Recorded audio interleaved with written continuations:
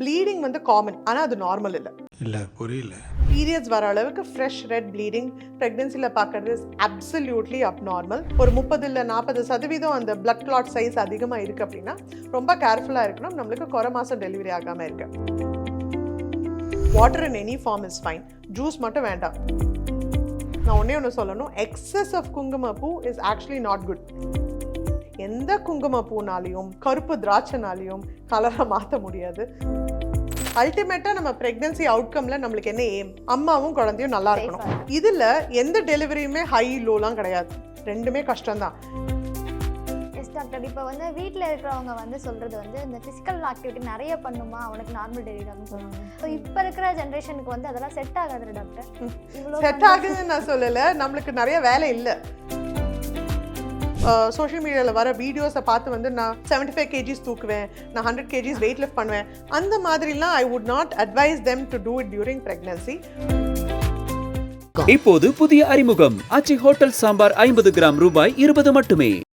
Hello மக்களே, நானும் இன்னைக்கு ப்ரெக்னென்சி விமனுக்கு இருக்கிற நிறைய டவுட்ஸ் எல்லாத்தையும் கிளியர் பண்ணுறதுக்காக நம்ம கூட gynaecologist doctor Deepti Jemi ma'am இருக்காங்க. ஸோ அவங்க கிட்ட நம்மளோட டவுட்ஸ் எல்லாத்தையுமே கேட்டு தெரிஞ்சுக்கலாம். வணக்கம் மேம். வணக்கம் மனு, எப்படி இருக்கீங்க மேம்? நல்லா இருக்கேன் அனு, நீங்கள் எப்படி இருக்கீங்க? நான் சூப்பராக இருக்கேன் மேம். டாக்டர், இப்போ ஃபஸ்ட்டாக ப்ரெக்னென்ட் ஆகுறாங்க அப்படின்ற அந்த மதர்ஸ்க்கு எல்லாத்துக்குமே நிறைய பயம் இருக்கும், நிறைய விஷயங்கள் அவங்களுக்கு தெரியாமல் இருக்கும். மேஜராக நடக்கிற ஒரு விஷயம், அதாவது காமனாக இதெல்லாம் நடக்கலாம், பட் இருந்தாலுமே அவங்களுக்கு இது ஒரு நார்மல் இல்லையோ அப்படின்ற ஒரு பயம் அவங்களுக்கு இருக்கும். ப்ரெக்னென்சி விமனுக்கெல்லாம் ப்ளீட் ஆகுறது காமன் அப்படின்னு சில பேருக்கு தெரியலாம், நான் பல பேருக்கு தெரியாமல். இந்த மாதிரி பேசிக்காக காமனான விஷயங்கள்லாம் இதெல்லாம் காமன் தான்ப்பா, இதுக்கெல்லாம் பயப்படாதீங்க அப்படின்னா என்னென்ன சொல்றீங்க டாக்டர்? ஒரு 2-3 விஷயம் இருக்குது. நீங்கள் கேட்ட மாதிரி ப்ளீடிங்கே வச்சுப்போமே. ஃபார் எக்ஸாம்பிள், ப்ளீடிங் வந்து காமன், ஆனால் அது நார்மல் இல்லை. அப்படி தான் நான் பேஷண்ட்ஸ் கிட்ட சொல்வேன். ஸோ ஒரு ப்ளீடிங் பார்த்தீங்க அப்படின்னா நிறைய பேருக்கு ஸ்பாட்டிங்க்கும் ப்ளீடிங்க்கும் டிஃப்ரென்ஸ் தெரியாது.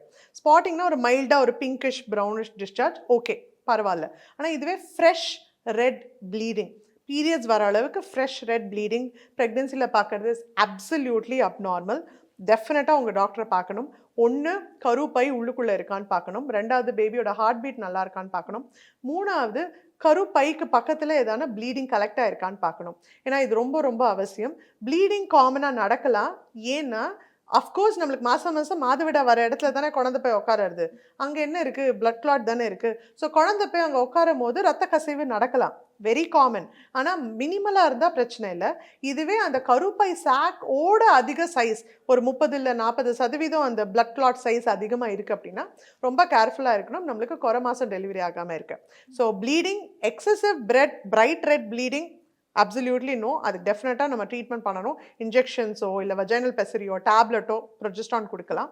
இதை தாண்டி ஒரு ப்ரௌனிஷ் டிஸ்சார்ஜ், ஒரு பிங்கிஷ் டிஸ்சார்ஜ், அதுக்கு பயப்பட வேண்டாம். ஏன்னா அதெல்லாம் ஓல்டு கலெக்டட் பிளட்டாக கூட இருக்கலாம். இது ப்ளீடிங். 2வது வந்து பெயின். டெஃபினட்டாக கர்ப்பப்பை பெருசாகிறதில்ல, எக்ஸ்பேண்ட் ஆகும்போது என்னாகும், சடனாக அவ்வளோ பெரிய குழந்தை உள்ளேருந்து எப்படி வெளில வரும். ஸோ ஸ்டார்டிங் டே 1லேருந்தே உங்கள் கர்ப்பப்பை, உங்கள் பாடி, என்டையர் பாடி ப்ரெக்னென்சிக்கு அடாப்ட் ஆகும். ஸோ நம்மளுக்கு வந்து இது ஒரு ஸ்ட்ரக்சர், இது இங்கே பிடிச்சி வச்சுருக்குன்னா அந்த ஸ்ட்ரக்சர் ஸ்ட்ரெச் ஆகும்போது வலி தெரியும் தானே. ஸோ ஒரு மைல்டு கிராம்ப்ஸ், முதுகு வலி, வயிறு வலி இருக்கிறது சகஜம். All what I would say is hydrate பண்ணுங்கள், நல்லா ஹைட்ரேட் பண்ணிக்கோங்க, வாட்டர் நிறைய குடிங்க. Water in any form is fine, juice மட்டும் வேண்டாம், ஏன்னா அது யூஸ்லெஸ். அதை தாண்டி தண்ணி, மோர், இளநீ, சூப், எனிவே இஸ் ஃபைன். அதை தாண்டியும் பெயின் இருக்குது. பெயினோட சிவியராக உங்கள் குவாலிட்டி ஆஃப் லைஃப், இப்போ நீங்கள் ஆஃபீஸ் போகிறீங்க, ஆஃபீஸ் போகும்போது உங்களை நார்மல் டே டு டே லைஃப்பை அந்த பெயின் அஃபெக்ட் பண்ணுறது அப்படின்னா அதுக்கு நீங்கள் கண்டிப்பாக உங்கள் டாக்டரை பார்க்கணும். இல்லை mild grams on and half வருது, தண்ணி குடிச்சா செட்டில் டவுன் ஆகிடுது, நான் ஹெல்த்தியாக சாப்பிட்டேன்னா எனக்கு அவ்வளோ தெரியல அப்படின்னா தட்ஸ் அப்சல்யூட்லி காமன். 3வது, வாமிட்டிங். சில பேருக்கு வாமிட்டிங் வரும், சில பேருக்கு சுத்தமாக வாமிட்டிங்கே இருக்காது. எல்லாத்துக்குமே கவலைப்படுவாங்க. வாமிட்டிங் எக்ஸசிவாக இருந்தாலும் கவலைப்படுவாங்க. வாமிட்டிங்கே இல்லைனாலும் டாக்டர் நான் ப்ரெக்னென்ட்டானே தெரியல, எனக்கு தயவு செஞ்சு ப்ளீஸ் எனக்கு ஹார்ட் பீட் செக் பண்ண சொல்லுவாங்க. Both are fine. பிகாஸ் நிறைய வாமிட்டிங் இருந்தால் நிறைய பேர் என்ன நினச்சிட்டு இருக்காங்கன்னா வாமிட்டிங் இருந்தால் தான் ப்ரெக்னன்சி, ஸோ வாமிட் பண்ணணும், டேப்லெட்டே எடுத்துக்கூடாதுன்னு சொல்லியிருக்காங்க. அதுவும் பெரிய மித். தாராளமாக மெடிசின்ஸ் எடுத்துக்கலாம். ஏன்னா மெடிசின்ஸ் ஆர் சேஃப். ஒரு செட் ஆஃப் மெடிசின்ஸை நாங்கள் வச்சுருக்கோம், அந்த FDA அப்ரூவ்ட் கேட்டகரின்னு இருக்குது. ஸோ அதில் ப்ரெக்னன்சி டைமில் அந்த மெடிசின்ஸ்லாம் எடுத்துக்கலாம், அதனால அம்மாவுக்கும் குழந்தைக்கும் பாதிப்பு இருக்காதுன்னு. ஸோ ஒரு டாக்டர் அது கொடுக்குறாங்கன்னா ப்ளீஸ் அது யூட்டிலைஸ் பண்ணுங்கள். ஏன்னா நிறைய பேர் அவ்வளோ டீஹைட்ரேட்டடாக வந்து பார்க்குறோம். என்ன மெடிசன் கொடுத்தாலும் போட மாட்டாங்க. ஒரு 5 வாட்டி 6 வாட்டி வாமிட் பண்ணி அப்புறம் டீஹைட்ரேட்டாக வருது, அதுதான் பேபி அஃபெக்ட் பண்ணும். ஸோ இதில் அந்த சர்டன் திங்ஸ். ப்ளீடிங் எப்போவுமே இக்னோர் பண்ணாதீங்க.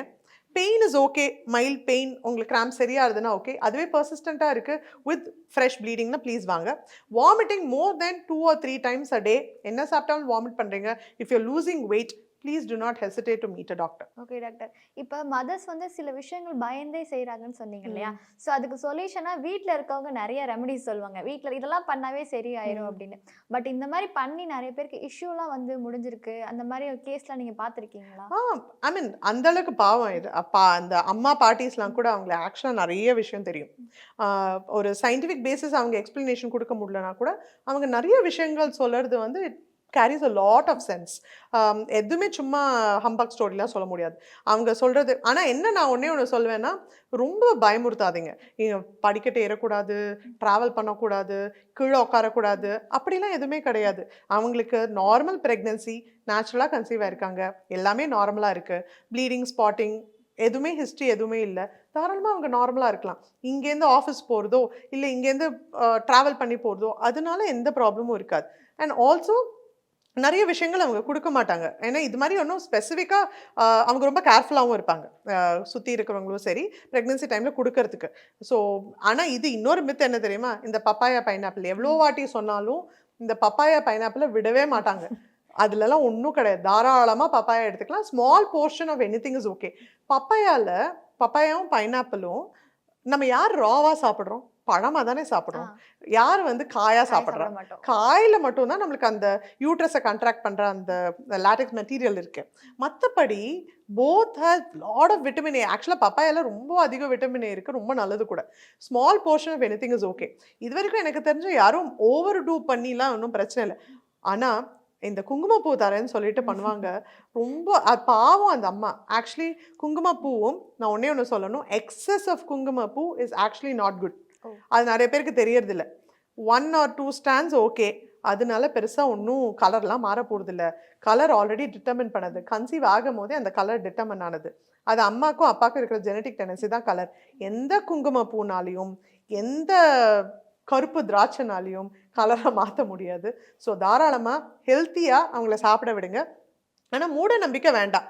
ஏதான டவுட் இருக்குது அப்படின்னா உங்கள் டாக்டரை கன்சல்ட் பண்ணிக்கோங்க. அட்லீஸ்ட் இந்த உங்களுக்கு சாப்பிடணுமா வேணாமா தெரிஞ்ச நிறைய பேர் தெரியுமா, பிளாக் கிரேப் சாப்பிட மாட்டாங்க, என்னெல்லாமோ உளுந்த திராட்சை அந்த மாதிரி ப்ரூன்ஸ் அதெல்லாம் எடுத்துக்க மாட்டாங்க. ஏன்னா அது கருப்பாக இருக்குது, குழந்தை கருப்பாயிடும். சுத்தமாக சம்மந்தமே கிடையாது. Genetic tendency already predetermine. So நீங்கள் சாப்பிட்றதுனால எதுவும் கிடையாது. அம்மா பாட்டி சொல்கிறது தாராளமாக கேட்கலாம். ஆனால் எப்படி சொல்கிறது, அதை வந்து ஒரு டாக்டர் கிட்ட கன்சல்ட் பண்ணிவிட்டு ஓகேவான்னு கேட்டுட்டு பண்ணலாம். Okay doctor. இப்போ நீங்கள் சொன்ன மாதிரி இந்த பப்பாளி, பைனாப்பிள், அதே மாதிரி கருப்பு திராட்சைலாம் சொன்னீங்க. இதெல்லாம் சாப்பிடலாம், ஆனால் சாப்பிட மாட்டாங்க, பயப்படுறாங்க. அதே மாதிரி வேற ஏதாவது இருக்கா, சாப்பிடலாம் ரொம்பவே நல்லது, நீங்கள் பயப்படாதீங்க அப்படின்ற மாதிரி? ஆக்சுவலாக எல்லாமே ஸ்மால் குவான்டிட்டி, ஸ்மால் போர்ஷன்ல எடுத்துக்கலாம். இது நான் ஒன்று தான் சொல்லணும். ப்ரெக்னன்சி அவ்வளோ ஸ்ட்ராங் நேச்சுரல் ப்ராசஸ். அதை வந்து அவ்வளோ ஈஸியாக நம்ம வெளிலேருந்து எதுவும் எடுத்து ஒன்றும் பண்ண முடியாது. இப்போ வந்து ஃபார் எக்ஸாம்பிள், இப்போது நான் ட்ராவல் போயிட்டு வந்தேன். நான் எங்கள் ஊர்லேருந்து பக்கத்து ஊருக்கு போயிட்டு வந்தேன். என் ஊருக்கு போயிட்டு வந்ததுக்கப்புறம் எனக்கு ப்ளீடிங் ஆகிடுது, அபார்ஷன் ஆகிடுது. நான் பஸ்ஸில் ட்ராவல் பண்ணிட்டனால தான் அபார்ஷன் ஆச்சு அப்படின்ற ஒரு ஸ்டேட்மெண்ட்டே வச்சுப்போமே. இப்போது ஒரு குழந்தைக்கு உள்ள ஹார்ட் பீட் ஸ்டாப் ஆகிடுது, நான் வந்து அட்மிட் பண்ணி இல்லை ஒரு மெடிசன் கொடுத்து நான் அந்த அபார்ஷனோ டிஎன்சியோ பண்ணுறேன்னு, நான் எதுக்கு டிஎன்சி பண்ணணும்? உள்ள ஹார்ட் பீட் ஸ்டாப் ஆகிடுது. பேஷண்ட்டை நான் இங்கேருந்து நீ பஸ்ஸில் போயிட்டு வான்னு சொல்லலாம்ல, பஸ்ஸில் போயிட்டு வா அபார்ஷன் ஆகிடும் சொல்லலாம்ல. அப்படி அவ்வளோ ஆகாது. It's not that easy. So ஒரு என்ன அவங்க புரிஞ்சுக்கலன்னா, ட்ராவல் பண்ணுறதுனாலவோ இல்லை மாடி படிக்கட்டு ஏறி இறங்குறதுனாலவோ இல்லை அவங்க கீழே எழுந்து உட்காருனாலவோ அவங்களுக்கும் பேபியோட ஃபார்மேஷனுக்கும் சுத்தமாக சம்மந்தமே கிடையாது. இதெல்லாம் தான் பெரிய மித்ஸ். அவங்க என்ன நினச்சிட்டு இருக்காங்க, ரொம்ப பயந்துட்டு இருக்காங்க. தாராளமாக அவங்க நார்மலாக இருக்கலாம். உங்களுக்கு ப்ளீடிங், ஸ்பாட்டிங் உங்கள் டாக்டர் ஸ்பெசிஃபிக்காக சொல்லாத வரைக்கும் you can be absolutely normal in pregnancy.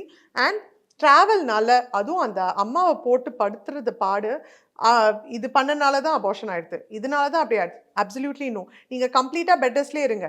அந்த குழந்தை சரியாக ஃபார்ம் ஆகலைன்னா அந்த குழந்தை ஹார்ட் பீட் ஸ்டாப் ஆகி தான் ஆகும். அன்ஃபார்ச்சுனேட்லி அது நம்மளால தவிர்க்கவே முடியாது.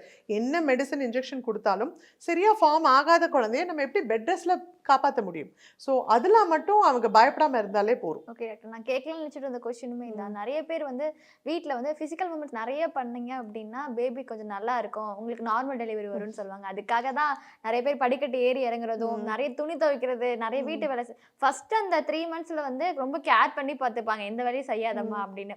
அதுக்கப்புறம் ஒரு 4 month 5 month 6லலாம் நீ போய் வேலையை பாருமா அப்படின்னு தள்ளிவிட்ட மாதிரி இதெல்லாம் பண்ணுமா அப்படின்றவாங்க. ஸோ உண்மையாவே இதெல்லாம் பண்ணுனாதான் நல்லா இருக்கும் அப்படின்ற மாதிரி ஏதாவது ஆக்சுவலி வீட்டு வேலைன்னு மட்டும் கிடையாது. நம்ம ஃபிசிக்கலா ஆக்டிவா இருக்கும்போது இது it's not about the type of delivery. Again நான் ஒன்று வந்து என்ன புரிஞ்சுக்கணும்னா, அல்டிமேட்டா நம்ம பிரெக்னன்சி அவுட்கம்ல நம்மளுக்கு என்ன எய்ம்?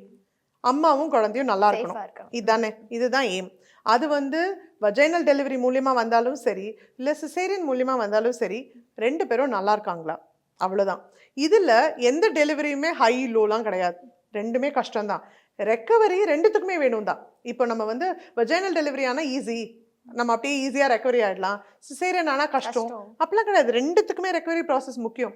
அதனால நீங்கள் எப்படி ஃபிசிக்கல் ஆக்டிவிட்டி, அது நீங்கள் வீட்டு வேலை செஞ்சாலும் சரி, வாக்கிங் போனாலும் சரி, யோகா பண்ணாலும், ஜிம் போனாலும், ஒரு level of physical activity at least ஒரு 30 to 45 minutes a day உங்களோட லோவர் பாடி ஸ்ட்ரெங்தன் ஆகும். நீங்கள் வஜைனல் டெலிவரிக்கு புஷ் பண்ணும் போதும் லோவர் பாடி ஸ்ட்ரென்த் முக்கியம் இல்லை? இடுப்பு எலும்பு, தொடை எலும்பு, எனர்ஜி, லங் கெப்பாசிட்டி, இது எல்லாமே முக்கியம். சிசேரியன் ஆனால் கூட எழுந்து நடக்கணும்ல, செகண்ட் டே நம்ம எழுந்து நடக்கும் போது நம்மளோட இம்யூனிட்டியும் நம்மளோட ஃபிசிக்கல் ஆக்டிவிட்டியும் நல்லா இருந்ததுன்னா ரெக்கவரி ரேட் ஈஸியாக இருக்கும்.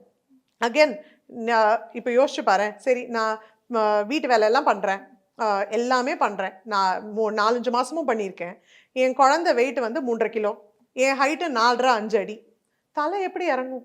என்ன நீ வீட்டு வேலை பண்ணாலும், துணி தைச்சு பண்ணாலும், இல்லை நீங்கள் மாப் பண்ணாலும் தலை பெருசாக இருக்குது. 3-3.5 கிலோ குழந்தை, என் வெயிட்டு என்னோட ஹைட்டு 4.5 அடி தான், என் இடுப்பெலும்பு நேரோவாக இருக்குது, தலை 3.5 கிலோ இருக்கிற தலை என்ன எப்படி தலை இறங்கும்?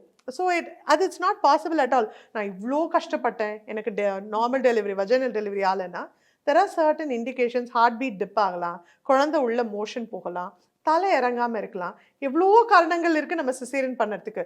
ஸோ நீங்கள் எக்ஸசைஸ் பண்ணுறீங்க இல்லை வீட்டு வேலை பண்ணுறீங்கன்னா நீங்கள் ஹெல்த்தியாக ரெக்கவரிக்காக அதை ப்ரிப்பேர் பண்ணுங்கள். நான் இப்படி பண்ணேன்னா எனக்கு வஜைனல் டெலிவரி ஆகும்னுக்காக பண்ணாதீங்க.